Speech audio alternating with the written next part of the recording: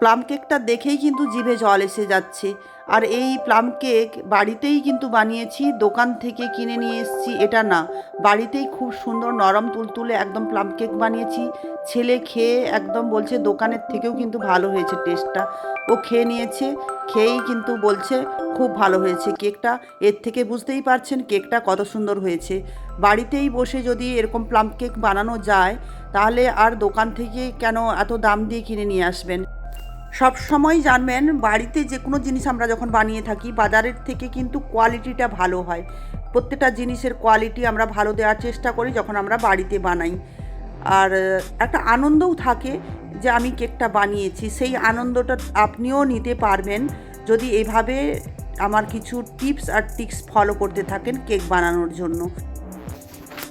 ডিম ছাড়া, ওভেন ছাড়া একদম কেকটা আমি বানিয়েছি নরম তুলতুলে। পারফেক্টভাবে যদি কেক বানাতে হয় আমার সাথে জুড়ে থাকুন, সম্পূর্ণ ভিডিওটা দেখতে থাকুন, তাহলেই বুঝতে পারবেন কিভাবে আমি কেকটা বানিয়েছি। আপনাদের অনুরোধ রইল সম্পূর্ণ ভিডিওটা দেখবেন। নমস্কার বন্ধুরা, কল্যাণী মায়ের রন্ধনশালাতে জানাই সবাইকে আরও একবার স্বাগত। আর দেরি না করে আসুন ঝটপট কিভাবে রেসিপিটা বানিয়েছি দেখে নিন।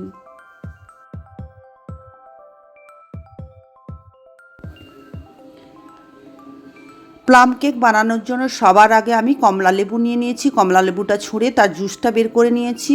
আর যে ড্রাই ফ্রুটগুলো আছে সেই ড্রাই ফ্রুটগুলো আমি কমলা লেবুর জুসে ভিজিয়ে রাখবো। আপনারা চাইলে এটা জলেও ভিজিয়ে রাখতে পারেন, আমি কিন্তু এটা জুসের সাথে ভিজিয়ে রাখবো। আর তাজা তাজা কমলা লেবু জুসেই ভেজাবো, কোনো কেমিক্যালযুক্ত জুসে নয়।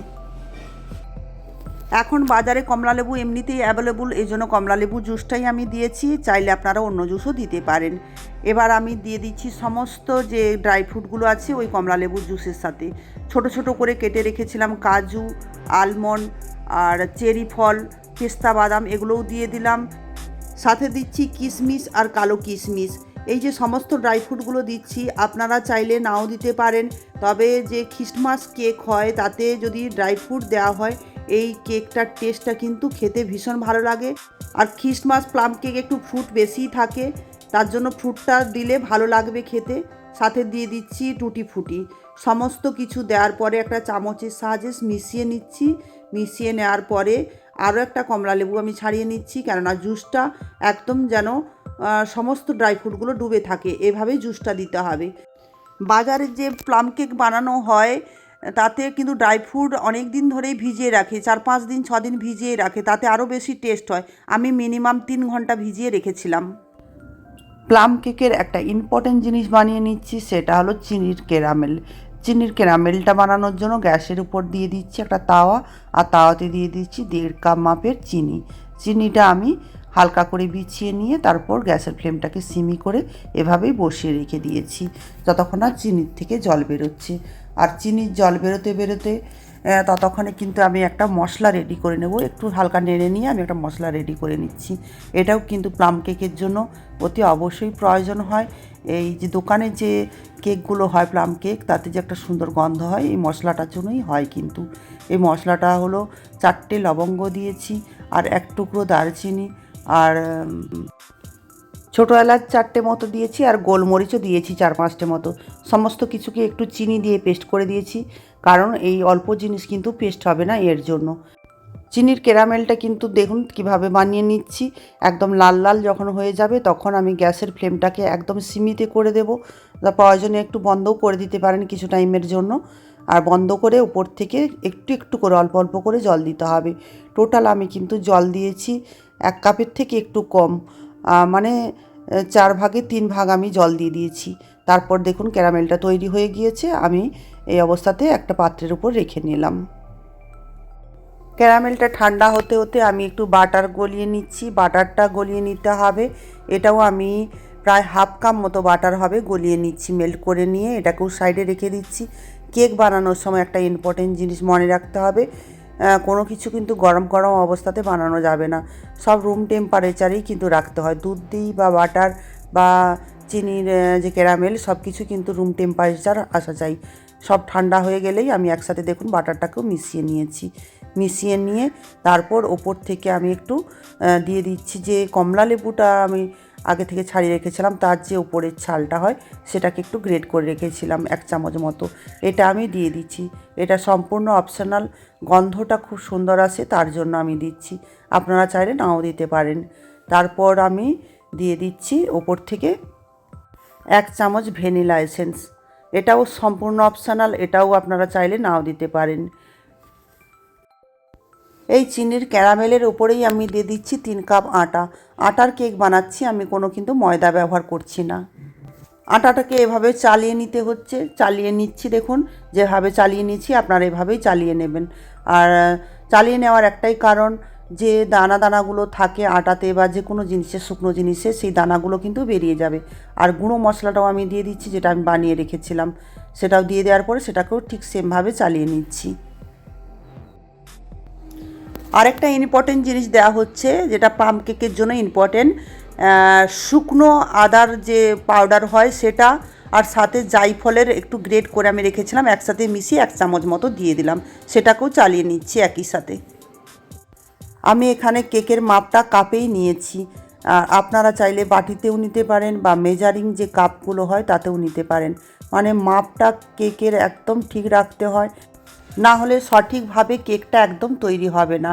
আর আমি দিয়ে দিচ্ছি ছোট চামচের 1/2 চামচের থেকেও কম লবণ, মানে ছোট চামচের 1/4 টিস্পুন আমি দিয়ে দিচ্ছি লবণ। আর যে ড্রাই ফ্রুটগুলো আমি ভিজিয়ে রেখেছিলাম সেই ফলের জুসটাও দিচ্ছি, সাথে হাফ পরিমাণ আমি কিন্তু ড্রাই ফ্রুট দিয়ে দিচ্ছি। ড্রাই ফ্রুট দিয়ে সমস্ত কিছু মিশিয়ে দিচ্ছি, আপনারা যে যেমন ফ্রুট পছন্দ করেন দেবেন। এখানে ড্রাই ফ্রুট নাও দিলে চলবে, তবে ড্রাই ফ্রুটটা যদি দেওয়া হয় তাহলে টেস্টটা ভালো হয়। আর যে খ্রিস্টমাস কেক হয় তাতে কিন্তু একদম ড্রাই ফ্রুটে ভরা থাকে, তবেই কিন্তু টেস্টটা হয়। আর গ্রিজ করে নিচ্ছি, দেখুন কেক টিনে, ততক্ষণ কেক টিনটাকে গ্রিজ করে নিয়ে আমি একটা বাটার পেপার কেটে নিয়েছি, কেটে নিয়ে ওটাতে বসিয়ে দেব। আর টিনটাকে রেডি করে দিতে হবে যতক্ষণ ব্যাটারটা রেডি হচ্ছে। ব্যাটারটা রেডি করতে করতে আমি সামান্য করে অল্প অল্প করে দুধ দিয়ে দিচ্ছি। এখানে আপনারা চাইলে দুধের বদলে জল দিতেও পারেন। অল্প অল্প করে দিয়ে দেখতে হবে কতটা প্রয়োজন হয়। আমি 1 বাটি মতো দুধ নিয়েছিলাম, আর যতটা প্রয়োজন হবে ততটা আমি দেব। আর দুধেরও কিন্তু টেম্পারেচারটা একদম রুম টেম্পারেচারে রেখেছিলাম, গরম দুধ একদম দেওয়া যাবে না। এদিকে কেক বেকিংয়ের জন্য আমি ফ্রি হিট করে নিচ্ছি, কড়াই একটা গ্যাসের উপর বসিয়ে দিয়ে মিডিয়াম আছে আমি লবণ দিয়ে দিলাম। এখানে আপনারা চাইলে বালিও দিতে পারেন, তবে লবণ দিয়ে কেক বেকিং করলে কেকের যে কালারটা খুব সুন্দর হয়, আর বেকিংটাও খুব ভালোভাবে হয়ে যায়। একটা স্ট্যান্ড দিয়ে দিয়েছি, দিয়ে আমি ঢাকনা লাগিয়ে সিমিতে রেখে দিয়েছি, 5 মিনিটের জন্য ফ্রি হিট করে নেব। আর এদিকে ব্যাটারটা ততক্ষণে আবার রেডি করে নিচ্ছি। এতে আবার অল্প অল্প করে দুধ দিয়ে দিচ্ছি, যতটা দুধ প্রয়োজন হবে ততটাই দেবো। ব্যাটারটা কিন্তু একদম দেখে করতে হবে, বেশি পাতলা করে দেওয়া যাবে না, একটু গাঢ় করতে হয়। আর বেশি যদি পাতলা করে দেওয়া হয় তাহলে কেকটা বসে যাবে, কেকটা ভালো বেক হবে না। এর জন্য ব্যাটারটা রেডি কিন্তু খুব সাবধানের সাথেই করতে হবে। তাই আমি অল্প অল্প করেই দুধ মিশাচ্ছি, একসাথে মিশিয়ে নিচ্ছি না। আমার টোটাল মিলে কিন্তু হাফ বাটি মতো দুধ চলে গিয়েছে এখানে। এখানে একটা কথা বলে রাখি, আমি আজকে কোনো গুঁড়ো দুধ ব্যবহার করছি না। প্লাম কেকে কিন্তু যদি পাউডার দুধ ব্যবহার করা হয় তাতে কেকটার টেস্টটা কিন্তু ভীষণ ভালো হয়। গুঁড়ো দুধ বাড়িতে ছিল না তাই আমি দিলাম না, এমনিতে না দিলেও টেস্ট হয়, তবে দিয়ে দিলে ভালো টেস্ট হয়। এবার ব্যাটারটা সম্পূর্ণ রেডি হয়ে গিয়েছে, দেখুন যেভাবে রেডি করে নিয়েছি। লাস্ট একটা কাজ বাকি আছে, সেটা হলো বেকিং পাউডার দেওয়া। বেকিং পাউডারটা আমি চা চামচের 2 চামচ দিয়ে দিচ্ছি, আর দিয়ে দিচ্ছি ওই চামচেরই হাফ চামচ খাওয়ার সোডা। তারপর আমি এটাকে অ্যাক্টিভেট করার জন্য দিয়ে দিচ্ছি 1 চামচ ভিনিগারটা দিয়ে দিলে সঙ্গে সঙ্গে অ্যাক্টিভেট হয়ে যাবে। এই সমস্ত কিছু দেওয়ার পরে কিন্তু বেশি টাইম আমি আর রাখবো না, সমস্ত কিছুকে ভালোভাবে মিশিয়ে নিয়েই আমি যে বেক টিনটা রেডি করেছিলাম তাতে দিয়ে দেবো বেকিং করার জন্য। এখানে কিন্তু বেশি একদম দেরি করা যাবে না, কারণ এটা অ্যাক্টিভেট হয়ে গিয়েছে এর জন্য। আর এই ব্যাটারটা কেমন হয়েছে দেখুন, একদম পারফেক্ট ব্যাটার কিন্তু হয়েছে। ঠিক এভাবে ব্যাটারটা রেডি করতে হবে। তারপর একটু হাত দিয়ে দেখুন এইভাবে ট্যাপ ট্যাপ করে নিচ্ছি। এটা কিন্তু যদি না করা হয় তাহলে কেকটা ভালো হবে না, এটা অবশ্যই করে নিতে হবে। আর যে ভেতরে যে বাবলসগুলো থাকে সেটাও চলে যায় যার ফলে। আর ফুটি কেক আর ফ্রুট কেক যাই করি না কেন ওপরে একটু না সাজালে ভালো লাগে না, তাই আমি সাজিয়ে নিচ্ছি ফ্রুট দিয়েই। সাজানোটা সম্পূর্ণ অপশনাল, যার যেমন পছন্দ সে সেভাবে সাজিয়ে নেবেন। সাজিয়ে নিলে কেকটা কিন্তু দেখতেও ভীষণ ভালো লাগে আর টেস্টটা তো অবশ্যই ভালো হয়। আর রেডি করে নিয়েছি কেকটা। এবার কেক টিনটা আমি বেক করতে বসিয়ে দিচ্ছি খুব সাবধানের সাথে। এভাবে বসিয়ে নিচ্ছি, সাবধানের সাথে বসিয়ে দিয়ে একটা ওপর থেকে ঢাকনা দিয়ে বন্ধ করে দেব। আর গ্যাসের ফ্লেমটা অবশ্যই সীমিত রাখতে হবে। আর বেকিং টাইম টোটাল কিন্তু প্রায় 1 ঘন্টা মতোই লাগে। কেকটা বেশি পরিমাণ আছে তাই 1 ঘন্টা মতো লাগবে। এখানে 45 মিনিট বা 50 মিনিটের মধ্যেও কেক হয়ে যায়। যখন বেশি পরিমাণ কেক হয় একটু টাইম বেশি লাগে, সেটা নিজেরা একটু মাঝে চেকিং করে নেবেন। 35 থেকে 40 মিনিট পরে যে একবার চেক করে নেবেন। 40 মিনিট পর আমি ঢাকনা সরিয়ে দেখে নিয়েছি, কেকটা সুন্দরভাবে ফুলে উঠেছে, কিন্তু যে ডেকোরেটিংসটা ছিল আমার সেগুলো ভিতরে চলে গিয়েছে। কেক ফুলে উঠেছে, এটা খুবই ভালো জিনিস, তার মানে কেকটা খুব নরম হবে খেতে। আর ডেকোরেটিংসটা নেই, এর জন্য আমি আবার একবার ঢাকনাটা সরিয়ে নিয়ে আবার ড্রাই ফ্রুটগুলোকে সাজিয়ে নিচ্ছি যাতে দেখতে ভালো লাগে। সাজিয়ে নিয়ে একবার চেক করে নেব কতটা টাইম বাকি আছে বেক হতে। একটা চাকুর সাহায্যে কিন্তু চেক করতে হয়, আবার কাঠি দিয়ে টুথপিকগুলো দিয়েও চেক করতে পারেন। আমি চাকু ঢুকিয়ে দেখে নিচ্ছি, দেখলাম চাকুর গায়ে একটু লেগে যাচ্ছে, তাই আমি আবার বেক করার জন্য দিয়ে দিলাম 15 মিনিটের জন্য। তারপর ঢাকনা দিয়ে বন্ধ করে দিচ্ছি, দিয়ে আবার গ্যাসের ফ্লেম ঠিক একইভাবে সীমিত থাকবে। 15 মিনিটের জন্য ঢাকনা লাগিয়ে আমি চলে গেলাম। তারপর 15 মিনিট পর আবার আসছি ফিরে। 15 মিনিট পর ঢাকনাটা সরিয়েছি। এবার দেখুন কেকটার কালারটা, আর ফুলেছেও খুব সুন্দরভাবে। এর থেকে বোঝাই যাচ্ছে কেকটা বেকিং হয়েই গিয়েছে। তাও আমি একবার দেখিয়ে দিচ্ছি একটা চাকুর সাহায্যে, চাকু ঢুকিয়ে দেখে দিচ্ছি। দেখুন একদম বেটারটা কিন্তু লেগে নেই, মানে সম্পূর্ণভাবে কেকটা রেডি হয়ে গিয়েছে। আর কেকের কালার এবং এর যেভাবে ফুলেছে সেখান থেকেই বুঝতে পারছি কেকটা নরম হবে, খুব সুন্দর। তাও আমি যখন ডিমোল্ড করব তখনই দেখিয়ে দেবো। ডিমোল্ড করার আগে তো ঠান্ডা করতে হবে। তবে গ্যাস থেকে আমি এটা নামিয়ে নিচ্ছি, গ্যাসের ফ্লেমটা তো বন্ধই করে দিয়েছি। দিয়ে নামিয়ে আমি 15 মিনিটের জন্য আবার রেখে দিচ্ছি একটা কাপড়ের সাহায্যে ঢাকনা দিয়ে।